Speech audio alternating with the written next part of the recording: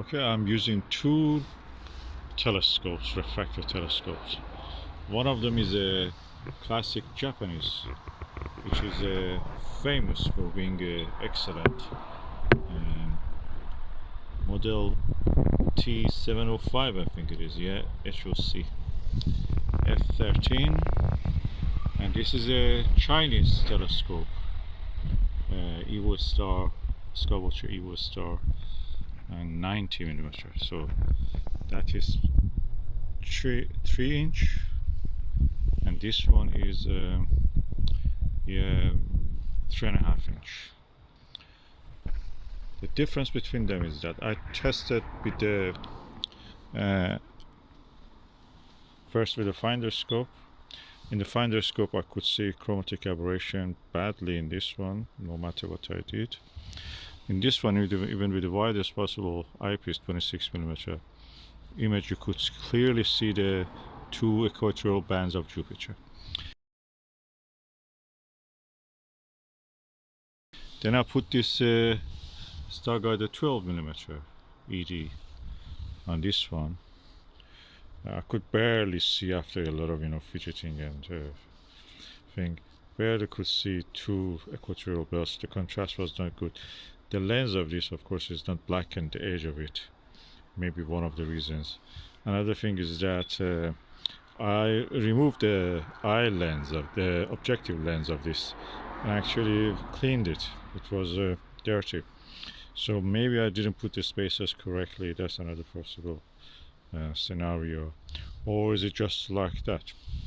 With this one, 12mm Starguider, pure image quality.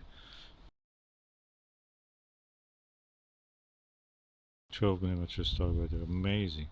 Black velvety background sky. The Jupiter belt, you can see two easy equatorial belts. The satellites, Galilean satellites, the moons of Jupiter, turned into disks, tiny disks, and then you can see beside the two equatorial belts, you can see more details gradually on the Jupiter. So this is a Chinese technology, and this is Japanese technology of around 50 years ago. This is 10 years ago, Chinese technology. I must say that China has taken over in optics from Japan in that sense, if it is in these two samples. Japanese maybe are now doing high-end Takahashi expensive stuff because they have a very old population. They have to, pay a heavy price for all this, maintaining and keeping up the elderly. So the products are very expensive.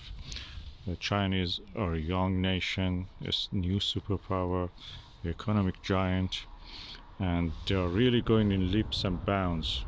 I remember in 1980s, early 1980s, 97 and 9, China were buying, the libraries of them were buying all the American Journal of Science, 19th century, 18th century stuff, up to the 20th century, just loading up their libraries with the books. And now you see after 30 years, 32 years, you see the result of it.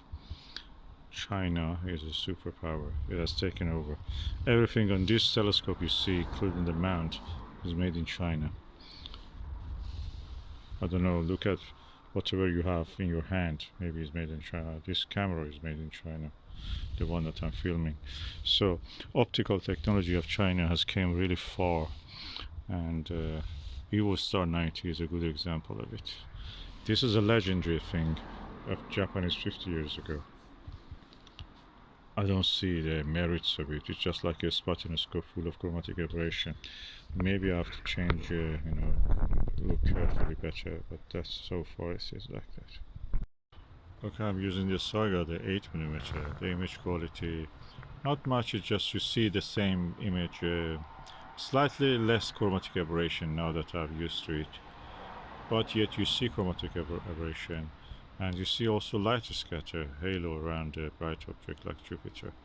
I can see is the color is a bit more neutral than what I could see through the Evostar. But generally, details are not as much, the contrast is not as much.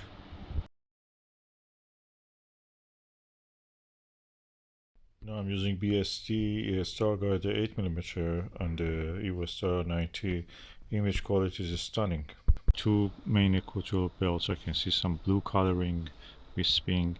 You can see there's a lot of details, you can see in this, even though it is just 8mm.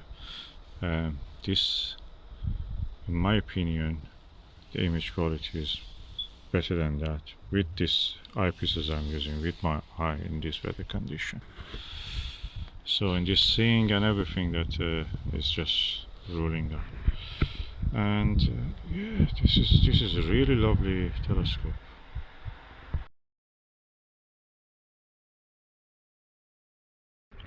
Wow, this is unbelievable. This is the Prinz optic model 660, and the aperture is 76.2, focal length 1250. Image is color free, no chromatic aberration. The details are amazing. Oh my god, can I believe that? That's the one. That's the one. This is the legend. This is the best. I'm using the 8mm Starguider. Oh, my jaw dropped. That's amazing. Jaw dropping image. I could see with the 26mm Celestron Plössl, lots of details on the Jupiter. And when I changed to this, the image popped. It looked like you're looking with the Nirvana 4mm on the Evostar, but much more clear without chromatic aberration or anything. Just big, the size of a big image. I cannot believe this. This is the one. This is the telescope. It's f17. No false color. Let me just go for 5mm just to see what we have to happen. SLV, Vixen SLV.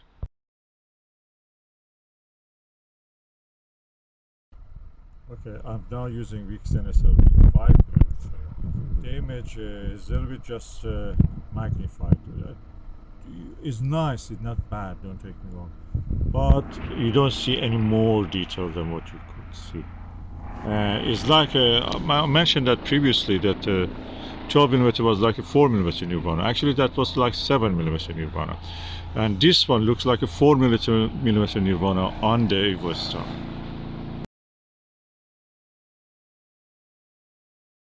I'm now using Vixen SLV 6mm. There is a 6 written, 6, and the image is the lowest you can see. Actually, is good details on it. I think the 8mm or 7mm probably is optimal. Let me use the Takashi 7.5 LE on this. Okay, Takashi LE 7.5mm. I wonder if I prefer this over the 8mm or 8mm Starguider over this. Let me just immediately change to that.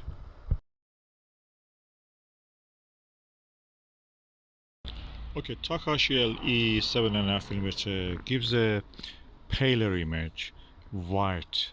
This one gives a little bit yellower. The image is slightly yellow, and the contrast is better, it seems to me. All the images is slightly smaller, but the contrast in this one, I will just change it immediately to the Takashi LE back just to see how it is.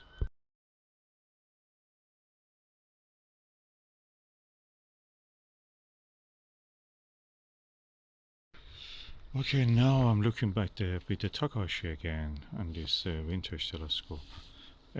Focal ratio of 17, f ratio.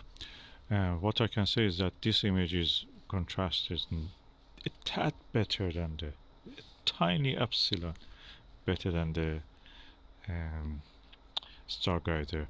Of course, this comes at a price. This is almost 4 or 5 times the price of the Takashi, or 3 times, 3 to 4 times. Yeah, that's more realistic. Starguider is good. I prefer that one, but this is a little bit whiter, and image you can say that you can see a little bit more detail. slightly, not much. It's not big difference. I can live with both of them. They're good. Either of them also is good. Now my judgment about this telescope. If you want to have a cheap telescope with achromatic qualities, a classic telescope, vintage telescope, will deliver that for you. 6 centimeter or 7 centimeter or 2-inch, 2.5-inch to 3-inch will be good for you if you want to observe things like stars, double stars, or planets or moon. That's perfect for you. You will have a cheap telescope with the qualities of a achromatic telescope, which may cost you 10-20 times more. So if you see something like this, that is good. The coating probably doesn't exist at all with this, and the dew shield is not very extended. I mean, the coating technology was not that much developed. These coating technologies come since the Soviet bloc collapsed, and all the technology of them from the East Germany and Russia was transferred to the West, and we have now all this coating since the 1980s. Wonderful things that they discovered, and now we use them in our products. So if you want an achromatic quality in a cheap package, this kind of telescopes, vintage telescopes, including this one, are excellent for that. And also the light, they're small, relatively, this is long of course. For observing Jupiter, they're perfect, and Saturn of course. And yeah, 8mm Starguider will take you anywhere you want, and it's really nice for planetary observation and moon. The Takahashi, of course, you have to have, you can afford it, that's good also. Practically, this telescope is has a quality of a achromatic telescope. Is a achromat, is like probably we should call it Fraunhofer telescope, achromat with color-free, aberration-free qualities. Oh, it's ridiculously beautiful image with this Takashi or with the Starguider. This telescope is amazing. It's such a tiny 3-inch and it gives all that.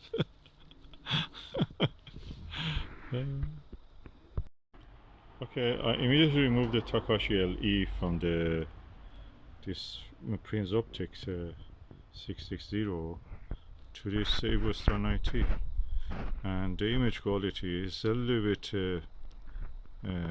yeah, the image is a little bit smaller. Of course, magnification is smaller because it has a lower f number. At the same time, the details I can see are equal. On this one, Takashi gives a slightly yellower image. And with this, there was no chromatic aberration visible at all. With this, I'm not sure I see any chromatic aberration. Probably I see it, but I cannot recognize it. No, details, contrast, everything is equal. And this one, of course, has an image scatter because there is no coating on optics. This one, optics of this telescope are coated, so it's modern.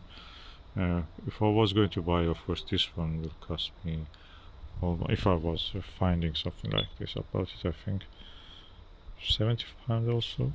That's something 210 or something like that if you buy it new. I didn't buy that price, I bought second hand.